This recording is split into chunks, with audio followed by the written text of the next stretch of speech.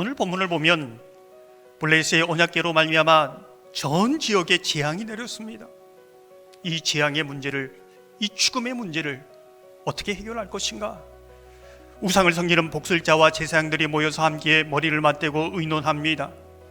그리고 그 결론이 무엇입니까? 언약궤를 다시 이스라엘로 돌려보내는 것입니다. 왜 이런 결론을 내었을까? 출애굽 사건을 그들이 기억하고 있기 때문에 그렇지요. 6절을 보면 이렇게 말씀합니다. 애굽인과 바로가 그들의 마음을 완악하게 한 것 같이 어찌하여 너희가 너희 마음을 완악하게 하겠느냐? 그가 그들 중에 재앙을 내린 후에 그들이 백성을 가게 함으로 백성이 떠나지 아니하였느냐? 이제 놀라운 것은 나는 주님의 것입니다, 주님의 백성입니다, 이 고백을 가진 사람은 이 재앙 한가운데서 내가 주님의 것이라는 이 고백이 점점 분명해지고 선명해진다는 것입니다. 그뿐만이 아닙니다. 이 재앙 한가운데서도 하나님의 공동체에 나는 주님의 사람이 되고 싶습니다. 나는 주님의 공동체로 들어가고 싶습니다. 때론 내가 광야로 나갈지라도 그러고 싶습니다라고 뛰쳐 들어온 사람들이 있다는 겁니다. 출애굽기 12장 38절을 보면 이렇게 말씀합니다. 수많은 잡족과 양과 소와 심이 많은 가축이 그들과 함께 하였으며. 수많은 잡족은 누구입니까? 하나님 백성이 아닙니다. 애굽인들입니다. 그들이 재앙을 속에서도 하나님을 보는 것이지요. 하나님이 진정한 신이라는 것을 고백합니다. 자신의 모든 것을 버린다 할지라도 나는 주님의 것으로, 주님의 사람으로 살고 싶습니다. 자신이 누구인지, 하나님이 누구인지, 내 생명과 미래와 모든 것이 누가 주관하고 있는지 정확하게 알았기 때문에 그렇지요. 사실 하나님께서 7개월 동안 블레셋에 언약궤를 두고 재앙을 내리셨던 것은 바로 이런 이유가 아니었는가 추측하게 되지요. 사실 벳세메스까지 그 언약궤를 따라가는 그 많은 블레셋 사람들, 그들 가운데 애굽 사람들처럼 하나님만이 진정한 내 생명의 주관자요, 삶과 죽음을 주관하는 주인 되심을 보면서 하나님의 백성의 공동체로 들어간 사람이 있지 않았을까요? 저는 분명히 있었다고 생각합니다. 이 마지막 때를 살아가면서 하나님의 백성들은 수많은 고난 가운데 살아갑니다.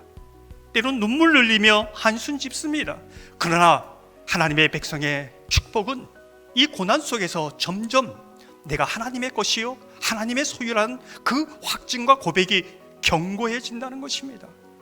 어떤 사람들에게는 이 고난이 재앙이고 심판이고 형벌이 되지만은 정말 진리이신 예수 그리스도를 만난 사람들은 오히려 그 고난과 심판 가운데 심판이 아니라 구원의 사건으로 내가 누구인지를 더 분명하게, 하나님이 누구인지를 더 선명하게 보는 그러한 사건으로 나간다는 것이지요. 그렇게 하나님이 인도하십니다.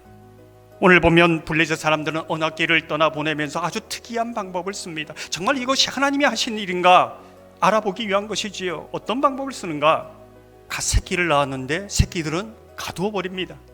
그 젖나는 암소에게 언약궤 수레를 끌고 한 번도 가본 적이 없는 벳세메스를 향하여 가게 합니다. 이건 불가능한 일이지요. 그런데 만약에 이 젖나는 암소가 그 새끼를 버려두고 한 번도 가보지 못한 벳세메스로 향한다면 이건 하나님이 하신 일이다, 이렇게 인정하겠다는 겁니다. 이 두 암소는 벳세메스에 가서 죽으러 갑니다. 거기서 수레와 함께 번제물이 되어 가는 것이지요. 사실 이 모습은 신약에 가면 십자가를 지고 가는 예수 그리스도의 모습을 우리에게 그림자처럼 보여주고 있습니다. 하나님의 것이고 주님의 것이고 주님의 사람으로 살아간다는 모습이 어떤 모습인가? 바로 이 모습이라는 것입니다. 여러분, 주님의 것으로 살아가고 있습니까? 눈물을 흘리면서 왜 내가 어디로 가고 있는지, 왜 내가 살아야 되는지, 이 고난이 왜 이렇게 왔는지 계속적으로 질문하고 있습니까?